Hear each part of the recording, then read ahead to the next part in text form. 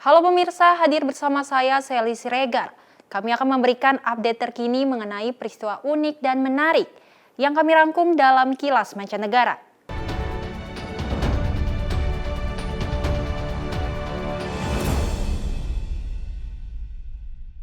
Pemirsa, The Super Mario Bros. Movie akhirnya menggeser posisi Frozen 2 sebagai film animasi tersukses saat pemutaran perdana.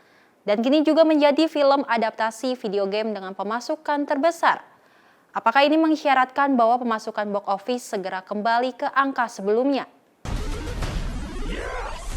Film animasi The Super Mario Bros. Movie meraup lebih dari $200 juta dalam 5 hari pertama pemutarannya di Amerika Utara, termasuk 146,4 juta pada akhir pekan pertamanya. Sukses Mario Brothers mengikuti pergantian tahun yang menggembirakan bagi box office dengan pemasukan film fiksi ilmiah Avatar: The Way of Water yang melampaui $2 miliar. Avatar 2 was just look spectacular, gives you an experience in cinema that no other film does. Everyone that doesn't like 3D because they felt the glasses were cumbersome or the technology was a little bit shaky, I was actually wowed. This was the first film that's over 3 hours long with 3D glasses that I did not feel a headache. I felt like I was immersed the whole way through the movie. Mulai kembali bergairahnya box office setelah dominasi lama layanan streaming video sejak awal pandemi mendapat respons positif dari pengamat perfilman yang sebagian telah lama menolak bahwa pandemi menandai kematian industri bioskop. I don't subscribe to the mindset that movie theaters are dying. I believe that we're going to see a reduction. It's what brings people out to the movies. Clayton Davis dari majalah hiburan Variety mengatakan ada kesan tersendiri dalam menonton film di layar lebar. Bilapun harga tiket mahal dan banyak biaya tambahan seperti berondong dan minuman guna menyertai pengalaman menonton. Tapi tetap saja pandemi telah mengubah perimbangan kekuatan antara layanan streaming dengan produsen film, menurut sebagian analis. So many great movies and films are on streaming platforms now. Hanya film dengan kisah menarik dan efek audiovisual memukau bakal menarik penonton dari kursi kamar keluarga ke kursi bioskop, menurut Mike Muse. There are those type of films you want to see in the theater versus seeing it in your home. But if we don't see a large swath of those, I think we'll see the numbers kind of stay relatively the same. Slight uptick, but not at pre-pandemic levels. Film syarat efek audiovisual lain, pemasukannya juga melebihi ekspektasi, termasuk John Wick Chapter 4 dibintangi Keanu Reeves, dan juga adaptasi permainan fantasi populer Dungeons and Dragons Honor Among Thieves. Perusahaan pemantau industri hiburan Comscore mencatat pemasukan box office domestik di Amerika Serikat pada 2022 mencapai sekitar $7,4 miliar. Ini peningkatan signifikan sebesar 61% dibandingkan angka 2021. Tapi masih jauh di bawah angka pra-pandemi.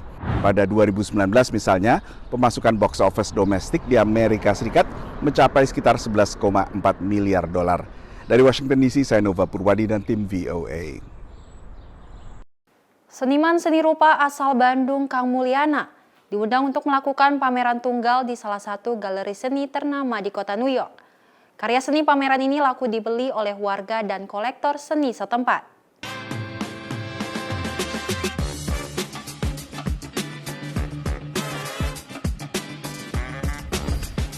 Seniman seni rupa asal Bandung, Kang Mulyana, kembali melakukan pameran tunggal di galeri seni bergengsi Sapar Contemporary, Tribeca, kota New York. Pameran yang berjalan selama lebih dari 2 minggu ini menghadirkan karya seni rupa terapan, di mana Kang Mulyana memadukan antara teknik anyaman, teknik rajut, dan teknik sulam, hingga menghasilkan karya seni mozaik kontemporer yang indah. Sebut alter ego namanya Mogus. Mogus itu Mogus itu singkatan dari Monster Gurita Sigarantang. Awalnya tuh sebenarnya aku cerita pribadi lewat si karakter ini, kemudian berkembangnya dalam artian ke lingkungannya. Aku pengen cerita bahwa laut udah gitu kita tuh terkonek dengan alam, maksudnya tuh aku juga membahas tentang sustainable juga, tentang komunitas di sini kayak gitu. Untuk membuat si Mogus ini, karakter ini, saya biasanya mungkin Yang paling sederhana tuh bisa 4 hari, tapi kalau lama semingguan lah. Pameran tunggal yang mengeksplorasi imajinasi kehidupan bawah laut ini terpilih setelah melalui proses kurasi yang cukup panjang. Apalagi saat ini studio dan galeri milik Kang Mulyana berada di kota Yogyakarta. I think that his work in a very positive and joyful way talks about the environment and our shared responsibility to preserve nature, to stop pollution. And I think that he does it in a very mesmerizing, poetic way. Tahunya tuh senang karena di sini banyak museum. Aku sendiri kan karena suka dengan seni, jadi ini tuh kayak bahagia banget gitu bisa berkunjung ke museum-museum di sini karena selain koleksinya banyak gitu, udah gitu biasanya lihat biasanya lihat karya dari media, tapi ini langsung lihat karya asli tuh kayak beda rasa gitu. Hingga berita ini diturunkan, beberapa karya dari pameran ini telah dibeli oleh para kolektor seni kota New York dengan harga yang mencapai ribuan dolar. Naratama dan editor Yoga Laksana, New York.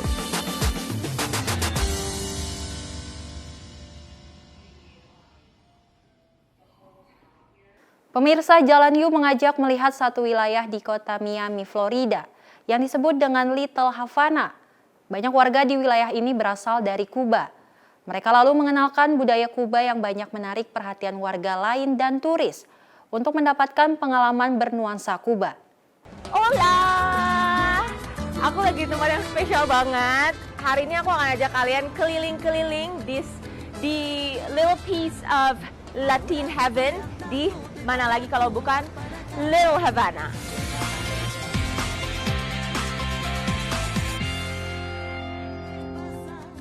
Dulunya, Little Havana ini adalah tempat para exile dari Kuba itu mendarat pada tahun 50-an. Well, we are political. My family political. We was in prison in Cuba because we don't like communists. So we came in 1979 because they gave us a break. So we came to the United States and we got freedom. Setelah 59, 60-an, 70-an, orang-orang Kuba makin banyak yang tinggal di daerah Little Havana ini, and that's where the name comes from. I think it's really good. I think it brings a little piece of the world to all over to one place, and it helps people experience things that they might not experience just staying in like one spot, like Miami, going to these parts. Suasananya makin sore makin rame ya. Bisa didengar ya, ini live music. Keras-keras suaranya, sangat mengundang orang untuk ikutan berdansa, berjoget ria. Kalau mau tahu udah sampai di Little Havana atau belum, kalian tinggal lihat aja bahwa ada banyak patung atau tadi bahkan yang kayak mural ayam. Kenapa? Wow!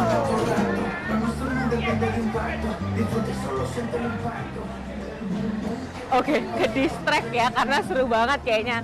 Well iya, kenapa ayam? Karena setelah aku riset, ayam jago adalah one of the most beloved animals di Caribbean, Latin America, dan Europe. Ini jadi satu simbol multi-etnis. Sama kayak di Little Havana.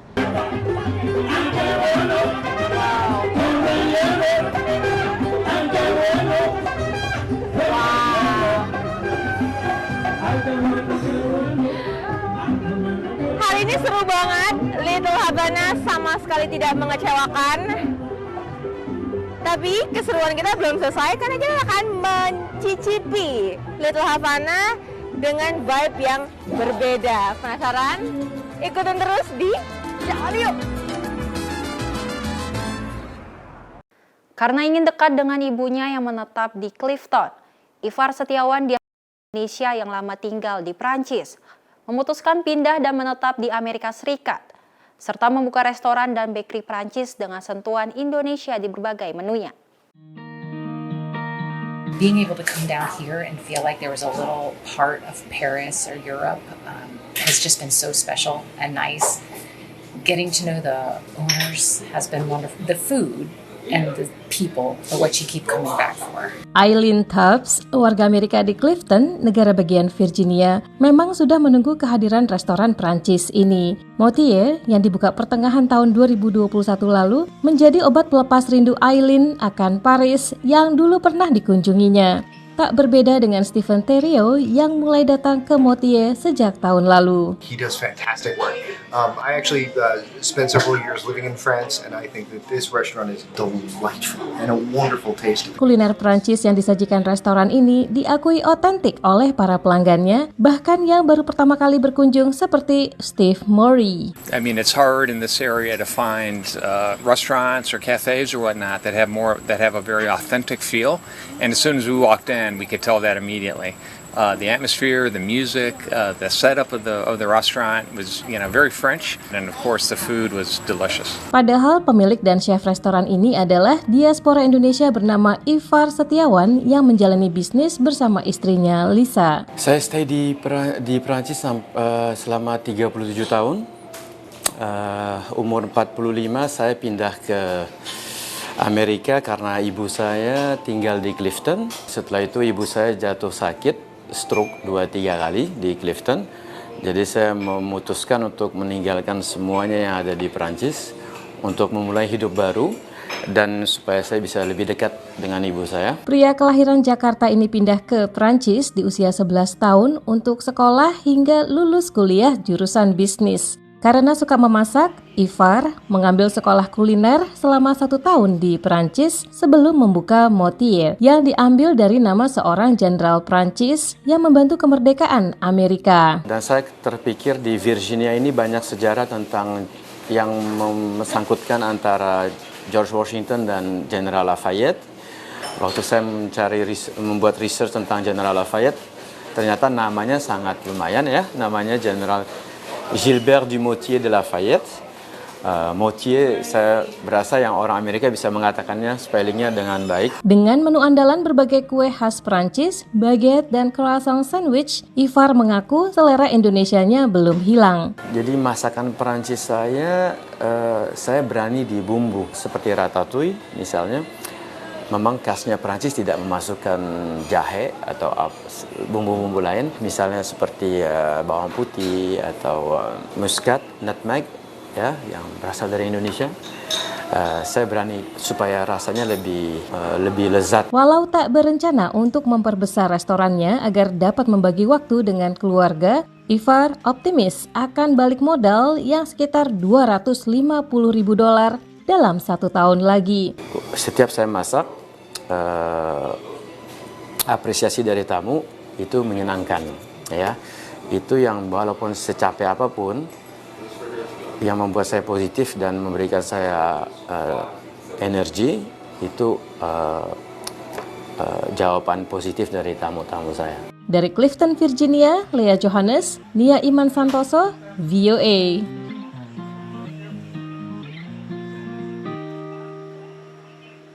Beralih ke berita selanjutnya, pemirsa, Library of Congress di Washington DC adalah perpustakaan terbesar di dunia dengan koleksi manuskrip kuno dan langka Indonesia yang hampir mencapai 190.000 buah. Dengan bantuan kantor perpustakaan di Jakarta dan Pustakawan, banyak manuskrip kuno yang dapat diakses oleh publik di Amerika Serikat.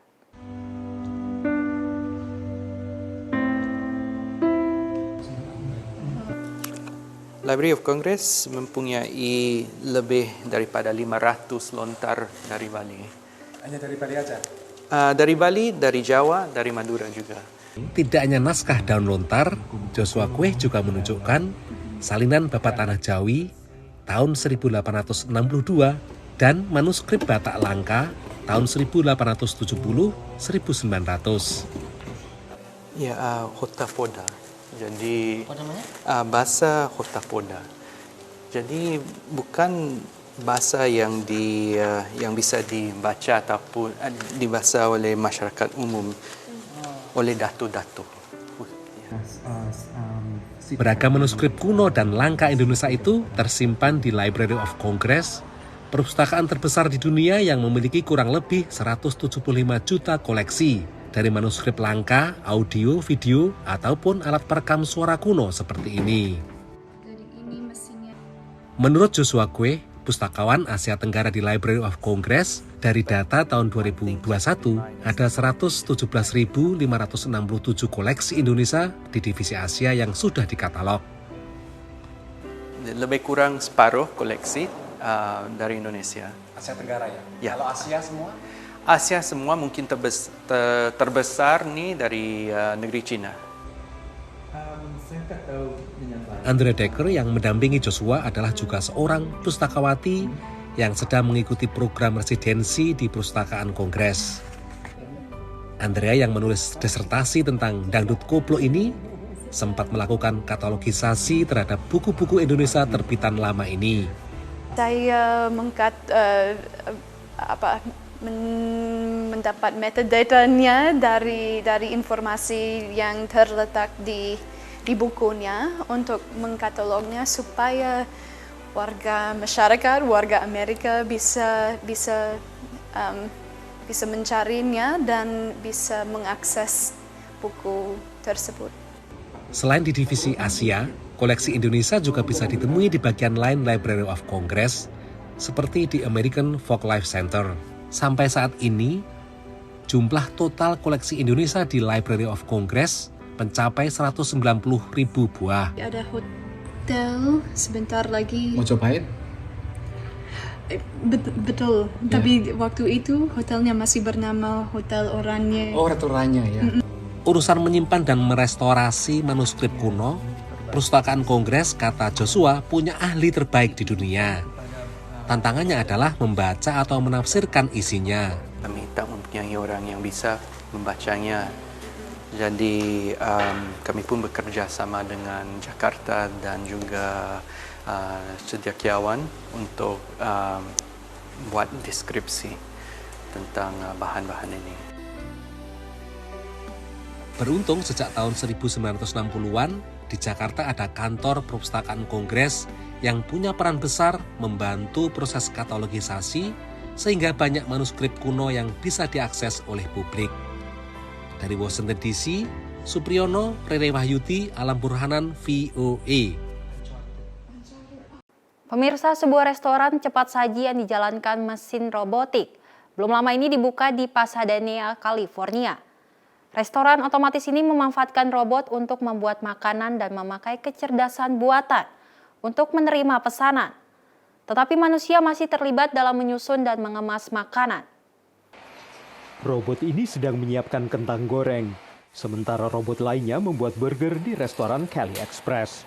In the back, there's a refrigerator that has chunks of meat, so it fresh grinds every single patty and forms it to order. Restoran otomatis penuh pertama di dunia ini berlokasi di Pasadena. Robot bisa mengingat wajah pengunjung dan menangani pesanan. Pelanggan tidak perlu memberikan tip seperti di kebanyakan restoran Amerika lainnya. Menurut pemiliknya, ini terobosan revolusioner dalam keselamatan untuk menghindari karyawan terpeleset atau kena luka bakar, sekaligus mengurangi limbah makanan dan penggunaan minyak. We're really focused on the restaurant space. If you think about the restaurant space, it's, they don't have the best technology. It's not really the same as the tech industry. It's the area really that technology left behind. Pengelola restoran mengatakan robot adalah pekerja ideal karena tidak pernah absen atau minta kenaikan gaji. Walau biaya perawatan robot belum diketahui, tapi pemilik restoran berpendapat jumlahnya tidak akan memberatkan. We're talking about 5 to 6 people per shift, down to 1. So that's what, 80% savings? Penghematan merupakan alasan terbesar dalam integrasi robot ke dalam dunia kerja. Tahun 2023, Gubernur California Gavin Newsom menaikkan upah minimum pekerja restoran cepat saji menjadi $20 per jam atau sekitar Rp310.000 per jam. One argument on the part of employers who were against the proposition to elevate the minimum wage for fast food workers was that was going to make it more expensive for them to operate, and they were going to look for ways to cut costs. Gasper menambahkan, meningkatkan upah minimum merupakan upaya menarik pekerja masuk ke dalam industri restoran cepat saji. Sementara menurut Tony, robot adalah cara menghindari peningkatan biaya tenaga kerja dan robot bisa melakukan banyak pekerjaan yang tidak disukai manusia. But the truth of the matter is, even paying $20 an hour in Pasadena, I will have a hard time hiring enough staff to work here in this restaurant. Walau pelanggan senang dengan layanan baru ini, tapi menurut Gasper, penggunaan robot tidak luput dari masalah teknis dan mengakibatkan hilangnya interaksi dengan manusia. The employees complain that, they have to monitor these automatic machines because they tend to fail a lot. People end up wanting to talk to a human being because they know that human beings can process more complex requests. Robot telah berperan besar dalam industri manufaktur, dan seiring berjalannya waktu, tidak dipungkiri robot akan berkembang dalam lebih banyak industri. Tapi belum jelas apakah konsumen di industri restoran sudah siap dilayani oleh pramusaji dan koki robot. Dari Arlington, Virginia, saya Helmi Yohanes dan tim VOA. Para seniman gergaji mesin unjuk kebolehan dalam pameran ukiran ekstrim di negara bagian Washington. Diperlukan keterampilan khusus untuk mengubah kayu cedar menjadi ukiran bernilai seni. Aroma kayu cedar yang kuat begitu terasa dalam Extreme Carving Show. 20 seniman gergaji mengambil bagian dalam acara 3 hari di Arlington, Washington ini dan memamerkan hasil karya mereka. Lane Warden mengatakan penting untuk berimprovisasi. Sometimes you start doing a bear and you might end up with a bird. If you mess up on a cut, it doesn't necessarily mean you messed up the whole carve. It just means, you gotta change direction. My mind's going 100 miles per hour every single time I'm carving. Burung elang, serigala, cukup populer di kalangan seniman. Namun Warden mengukir buaya, sesuatu yang tidak biasa dilihat di negara bagian Washington. I get bored doing the same thing over and over again. So when I come to these shows, I just like people to see that there's, other carvers out there that try new things all the time. Bagian paling menantang baginya adalah ukuran dan berat kayu. The wood gets pretty heavy, like that Groot over there. That Groot probably weighs 300 pounds, so that's always the challenge, is just picking it up. Ukiran gergaji dipandang didominasi oleh laki-laki. Tapi beberapa tahun terakhir, semakin banyak pemahat perempuan. For me, it's not so much about the competition, it's actually about the company and all the amazing people that participate in this event. Leigh Woody, yang sehari-hari bekerja di perusahaan perangkat lunak, mulai menekuni seni ukir gergaji 7 tahun yang lalu, setelah mencoba membuat rumah untuk seekor tupai. It is a full body workout. A lot of the time doing these type of shows, I will have walked basically 10 miles around the carving, and then it's also for your arms and your upper body. You do this for 8-9 hours a day for 3 days straight, you definitely get tired. Outdoors Doshuren, yang dipanggil George oleh teman-temannya, datang jauh dari Mongolia, di mana ia mengukir patung dari es. I want to learn. The chainsaw carving is for me, where my country is very new. Ice carving is more hard. It's cold and more clothes and more tools. I like more chainsaw carving. Para seniman veteran menegaskan bahwa mengukir tak sesulit yang diperkirakan. Anda hanya perlu melihat apa yang tersembunyi di balik balok kayu besar itu. Sebagai bentuk modern dari seni ukiran kayu, ukiran gergaji mesin berkembang pesat di Amerika Serikat pada 1980-an. Dan dalam 5 tahun terakhir, industri manufaktur produk-produk kayu di AS mencapai 9,8 miliar dolar atau setara 153 triliun rupiah. Dari Washington DC, saya Rio Tuasikal dan tim VOA. Demikian berita Kilas Mancanegara kali ini, pemirsa. Tetap saksikan program Kilas Mancanegara setiap Sabtu dan Minggu pukul 7.30 dan 19.30 waktu Indonesia Barat hanya di Simpo TV. Saya Selis Regar dan kru yang bertugas pamit undur diri. Selamat berakhir pekan dan sampai jumpa.